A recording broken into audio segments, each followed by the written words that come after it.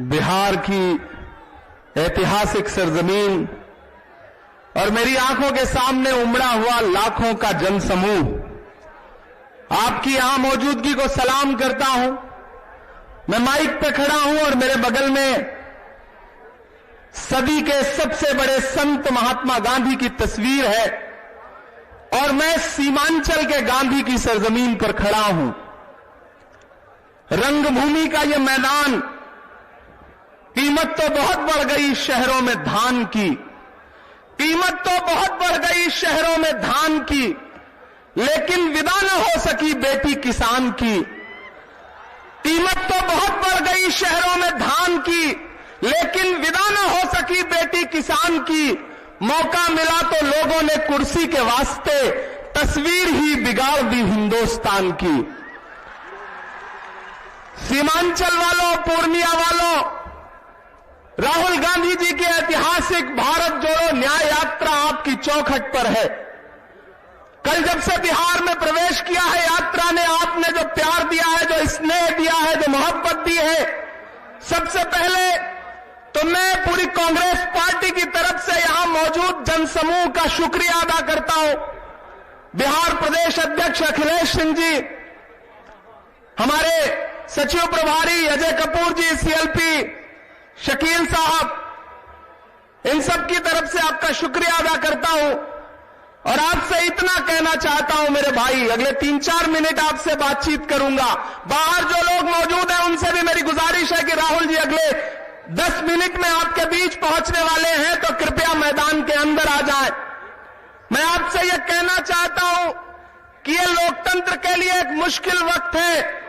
दिल्ली में बैठे हुए लोकतंत्र के लुटेरे हर दिन लोकतंत्र को लूट रहे हैं।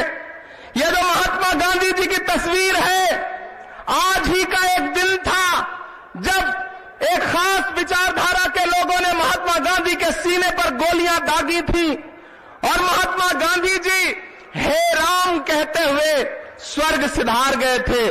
मेरे भाई, जो माहौल उस वक्त बनाने की साजिश की गई थी, आज भी लगभग लड़ाई वैसी ही है विचारधारा की। आज आने वाले दिनों में आपको यह तय करना है कि दिल्ली की गद्दी पर गांधी को मानने वाले बैठेंगे या गोडसे को मानने वाले बैठेंगे।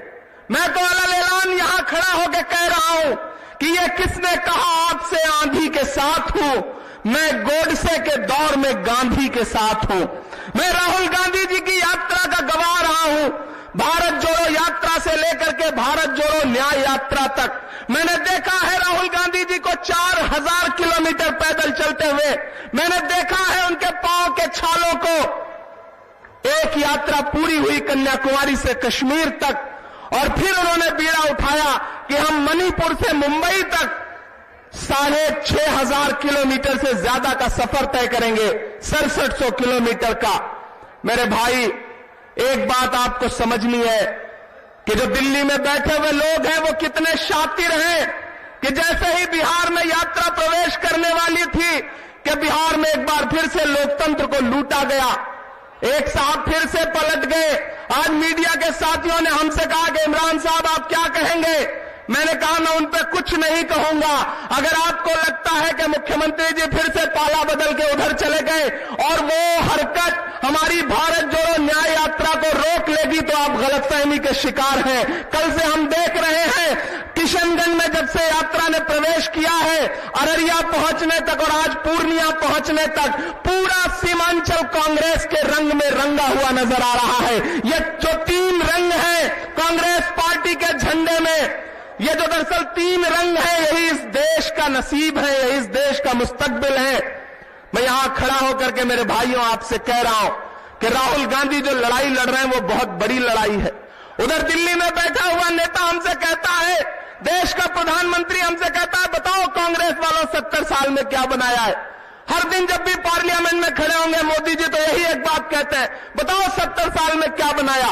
एक दिन जैसे उन्होंने कहा, अखिलेश बाबू पीछे बैठे हुए थे, उन्होंने हमारी तरफ देख के कहा कि इमरान ये पूछ रहे हैं 70 साल में क्या बनाया, इनको बताना मत वरना ये उसको भी बेच देंगे, इनका काम सिर्फ बेचने का है, ये बेचने के अलावा कुछ नहीं जानते। अरे हमसे 70 साल का हिसाब मांगने वालों, रंगभूमि के मैदान में खड़ा हो हूं सीमांचल वालों, मैं तो इस देश के प्रधानमंत्री से कहना चाहता हूं कि अरे जो अपना चलाया हुआ 2000 का नोट 7 साल नहीं चला सके, वो हमसे 70 साल का हिसाब मांगते हैं, 70 साल का हिसाब मांगते हैं हमसे। हम तो राहुल गांधी जी के साथ खड़े हैं, कल उस गांधी के साथ खड़े थे, आज इस दौर के गांधी के साथ खड़े हैं जो चल रहा है मुसलसल न्याय के लिए, इंसाफ के लिए, हक के लिए। जख्म पर जख्म खा के निकले हैं, जख्म पर जख्म खा के निकले हैं। हम कहां सर बचा के निकले हैं, सर झुकाने का हुक्म जब आया और भी सर उठा के निकले हैं। हम लगातार चल रहे हैं, हम डर नहीं रहे हैं। अगर सरकार को यह लगता है कि ईडी से, सीबीआई से आप कभी लालू जी जैसे बुजुर्ग को बुला करके, कभी तेजस्वी को बुला के, कभी हेमंत सोरेन को आप तोड़ लोगे लोकतंत्र के पहरुओं को, तो आप गलतफहमी के शिकार हो। सीमांचल नहीं, पूरा बिहार इस बार इस बात का जवाब देगा कि आने वाले 2024 में जिस साजिश के साथ आपने लोकतंत्र को लूटा है, वो साजिश आपकी कामयाब नहीं होगी। बिहार इस बात का गवाह रहेगा। यह बिहार है, यह दिल्ली वालों की गुंडागर्दी को कभी बर्दाश्त नहीं करता है, ना आने वाले दिनों में बर्दाश्त करेगा। मुझे इस बात का पूरा भरोसा है। थोड़ी देर में राहुल जी आपके सामने आने वाले हैं। मैं फिर से एक बार अपील कर रहा हूं, जो लोग आसपास हैं वो कृपया मैदान के अंदर आ जाएं, क्योंकि जगह नहीं मिलेगी। मैदान ऑलरेडी पूरा भर चुका है। ये जो कांग्रेस के लहराते हुए झंडे हैं, दरअसल मेरे भाई लड़ाई इसी बात की है कि एक ताकत है जो पूरे देश को एक रंग में रंगना चाहती है, लेकिन कांग्रेस चाहती है कि इस देश में हिंदू, मुसलमान, सिख, ईसाई सारे झंडे, सारे रंग, सारे फूल एकजुट होकर के रहें, मिल करके रहें। ये लड़ाई बहुत बड़ी है। इस बड़ी लड़ाई में हमने बिहार से बहुत उम्मीदें लगा रखी हैं। चांद में ढलने, सितारों में निकलने के लिए। मैं तो सूरज हूं, बुझूंगा भी तो जलने के लिए। मंजिलों तुम ही कुछ आगे की तरफ बढ़ जाओ, रास्ता कम है मेरे पांव को चलने के लिए। राहुल गांधी ये कहते हुए मुसलसल चल रहे हैं, और आज जब राहुल गांधी यहां पहुंचेंगे तो मैं आपकी मोहब्बतों को पुकारता हूं कि जब वो स्टेज पर आएंगे तो आज उनके लिए आपके हाथ भी उठेंगे और आपकी तालियों का शोर दिल्ली तक जाएगा, क्योंकि दिल्ली आज इस मीटिंग पर सबसे ज्यादा नजर गड़ाए है। दिल्ली वाले सोच रहे थे कि एक नीतीश कुमार को ले जाएंगे तो सब कुछ पलट जाएगा। नहीं, इस बार बिहार की जनता ने एक अलग तरह का मन बनाया है। मैंने कल किशनगंज से अररिया तक जो जनसैलाब देखा है, और आज इस रंगभूमि मैदान पर मुझसे किसी ने कहा कि आपकी पार्टी ने रंगभूमि मैदान क्यों चुना। मैंने कहा दिल्ली वाले रंगमंच पर, राजनीति के रंगमंच पर जिस तरह कठपुतलियां बदल रहे हैं, हमने भी ये सोचा है कि हम इस बार रंगभूमि पर एक ऐसा रंग जमाएंगे कि सीमांचल की भूमि दिल्ली वालों को बताएगी कि आपकी तमाम सरकारी साजिश यहां आकर के बेनकाब हो रही है। मुझे पूरा भरोसा है कि आने वाले दिनों में इंडिया अलायंस पूरी मजबूती के साथ आगे बढ़ेगा और बिहार सबसे ज्यादा आशीर्वाद देगा। आने वाले दिनों में राहुल जी के कदम जैसे जैसे आगे बढ़ते जाएंगे, दिल्ली और परेशान होती जाएगी, बिहार और प्यार लुटाता जाएगा। इसी भरोसे के साथ, इसी विश्वास के साथ राहुल गांधी जी अगले 2-3 मिनट में पहुंचने वाले हैं। मेरी गुजारिश है कि जो लोग बाहर हो एक बार फिर से अंदर आ जाएं। कोई आए, कोई जाए, लेकिन हम सारे लोग राहुल गांधी के सिपाही बन करके यहां मंच पर मौजूद और सामने बैठे लोग सब राहुल गांधी के सिपाही बन करके आज यहां आए हैं। हम इस दौर के गांधी के साथ हैं। मैं आपसे अनुरोध करूंगा कि जैसे ही राहुल गांधी मंच की तरफ बढ़ेंगे, आपकी तालियों का शोर गगनचुंबी तरीके से दिल्ली तक जाएगा, पटना तक जाएगा, और ये जो हुक्मरान हैं उनके कान के पर्दे फटेंगे। मुझे पता है आपकी तालियां उनकी तमाम नफरत वाली साजिशों के खिलाफ बहुत बड़ा तमाचा होंगी, क्योंकि हम ये नारा लगा करके निकले हैं कि हमें नफरत के बाजार में मोहब्बत की दुकान खोलनी है। हम चाहते हैं कि यहां मौजूद एक एक आदमी मेरे साथ नारा लगाएगा। मैं कहूंगा नफरत छोड़ो, आप कहेंगे भारत जोड़ो। मैं राहुल गांधी का नाम लूंगा, आप अपने आप जिंदाबाद के नारे लगाएंगे। मुझे पता है। मैं शुरू करता हूं, और मुझे देखना है कि सीमांचल के लोग तख्ता पलटने से थोड़ा हिले तो नहीं है, ये मुझे समझ आना चाहिए। भारत जोड़ो, जोड़ो जोड़ो लगाऊंगा तो और जोर से नारा लगना चाहिए आपका, जोड़ो जोड़ो। उधर अभी आवाज नहीं आई, जो पीछे लोग हैं उधर भी आवाज नहीं आई। अरे जोड़ो जोड़ो, जोड़ो जोड़ो राहुल गांधी। और जोर से, अभी पटना तक ही आवाज पहुंची है, दिल्ली तक पहुंचना चाहिए। ऐसे कैसे काम चलेगा?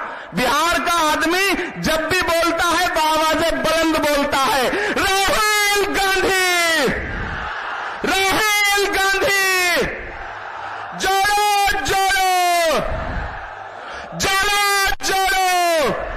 एक एक हाथ उठाइए, पूरा देश लाइव देख रहा है आपके प्रोग्राम को। जोड़ो जोड़ो, जोड़ो जोड़ो राहुल गांधी, राहुल गांधी। कांटे गुल के साथ नहीं चल सकते हैं, बुज़दिल खुल के साथ नहीं चल सकते हैं। रास्ते में जो छोड़ गया उसे जाने दो, सब राहुल के साथ नहीं चल सकते हैं। हम चलेंगे, हम सारे लोग चलेंगे, चलेंगे ना? उठाइए हाथ, यकीन दिलाइए, चलेंगे ना? राहुल गांधी के साथ चलेंगे ना? राहुल गांधी। कितने देर में पहुंचे? बहुत शुक्रिया दोस्तों। अच्छा, एक शायर भी सुनाना पड़ेगा? हाँ, अच्छा ठीक है, मैं शायरी भी सुना देता हूं। मैं सोच रहा था नारा लगाने से काम चल जाएगा, लेकिन आपने हुक्म दिया है कि शायरी भी सुना दो। मैंने आपसे कहा ना, जो डराना चाहते हैं हम उन्हें बताना चाहते हैं कि मत समझना, तो फिर मुझे लगना चाहिए कि आप उसी जोश और जज्बे के साथ सुन रहे हैं कि मत समझना डराने से डर जाएंगे, कि मत समझना डराने से डर जाएंगे, अब के सारी हदों से गुजर जाएंगे। मत समझना डराने से डर जाएंगे, अब के सारी हदों से गुजर जाएंगे। मौत के नाम का खौफ देता है क्यों? अगली पंक्ति अगर आपके दिल में ठक से लगे तो मुझे बताना कि मौत के नाम का खौफ देता है क्यों? मौत जिस रोज आएगी मर जाएंगे। मत समझना डराने से डर जाएंगे।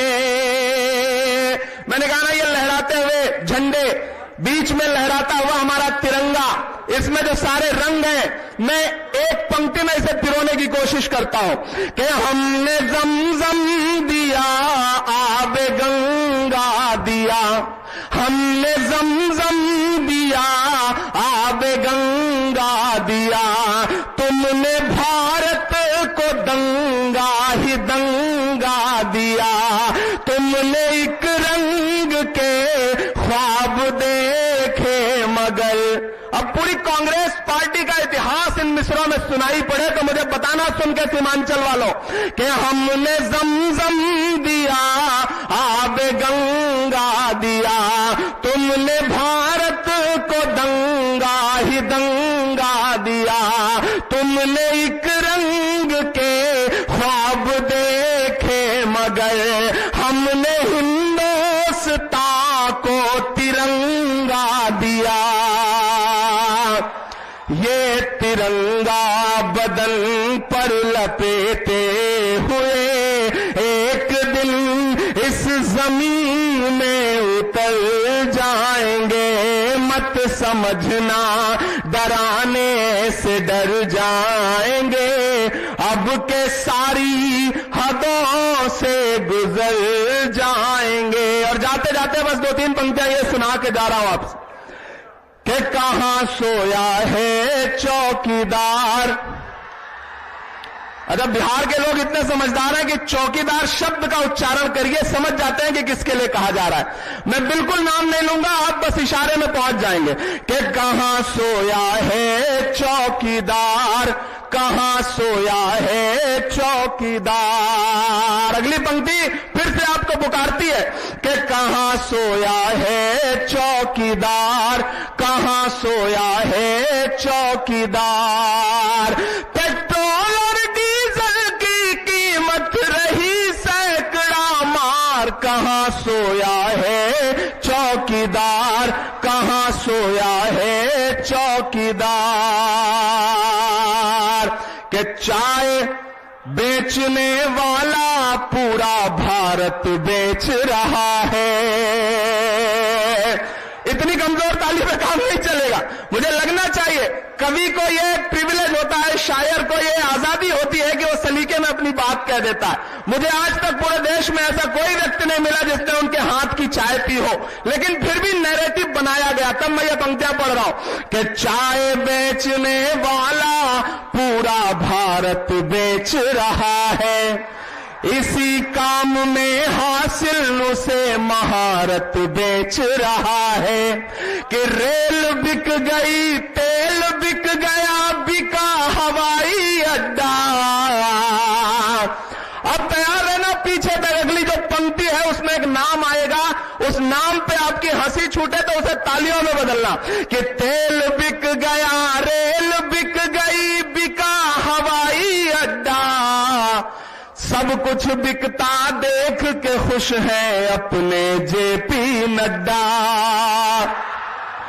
कि जनता महंगाई की मारी करती हाहाकार, कहां सोया है चौकीदार, कहां सोया है चौकीदार, कहां सोया है चौकीदार, कहां सोया है चौकीदार। बिल्कुल मुझे कहा गया है कि राहुल जी अगले 2-3 मिनट में, चूंकि आज मैंने एक जो अद्भुत बात देखी कि जितना भीड़ यहां रंगभूमि के मैदान में है, इससे कम 4 गुना लोग सड़क पर खड़े हैं राहुल गांधी जी को देखने के लिए, उनसे मिलने के लिए, उनका स्वागत करने के लिए, उनको प्यार जताने के लिए और यह बताने के लिए कि इस देश में कोई भी कहीं भी पलटी मार जाए, कोई भी बिक जाए, कोई भी झुक जाए, लेकिन एक आदमी है जो नरेंद्र मोदी की नफरत की राजनीति के खिलाफ चट्टान की तरह खड़ा है। उस शख्स का नाम राहुल गांधी है। न वो झुका है, न वो बिका है, न वो रुका है, न रुकेगा। हम इसलिए उस शख्स के साथ खड़े हैं। खौफ नहीं जिसे मुरझाने का, मैं उस गुल के साथ खड़ा हूं। कैसा भी दौर आए लेकिन मैं राहुल के साथ खड़ा हूं। और कल भी खुल के साथ खड़ा था, आज भी खुल के साथ खड़ा हूं। कैसा भी दौर आए लेकिन मैं राहुल के साथ खड़ा हूं। बिहार वालों, सीमांचल वालों, मैं एक बार फिर से अभिनंदन करूंगा पूरी बिहार प्रदेश कांग्रेस कमेटी का, पूरी बिहार प्रदेश कांग्रेस कमेटी का, जिसने इतना शानदार भारत जोड़ो यात्रा का आयोजन किया है। आज रैली इतनी शानदार आयोजित की है। यहां मौजूद तारिक अनवर साहब, शकील अहमद साहब, हमारे बाकी नेता जयराम रमेश जी, सारे लोग यहां पे मौजूद हैं। बस थोड़ी देर में राहुल गांधी जी आपके बीच में पहुंचने वाले हैं। आपने इतना प्यार दिया, इसके लिए आपका आभार, इसके लिए आपका शुक्रिया। एक बार फिर से इतना कह के जा रहा हूं कि ना झूठे जुमलेबाजों से, ना नफरत वाली आंधी से ये देश अगर चल सकता है तो केवल राहुल गांधी। नमस्कार, मैं हूं मानक गुप्ता। अगर आपको हमारा ये वीडियो पसंद आया हो तो इसे लाइक और शेयर जरूर करें, और हां, हमें सब्सक्राइब और फॉलो करना ना भूलें ताकि आप देश और दुनिया की कोई खबर मिस ना करें। तो जुड़े रहिए हमारे साथ और देखते रहिए News 24।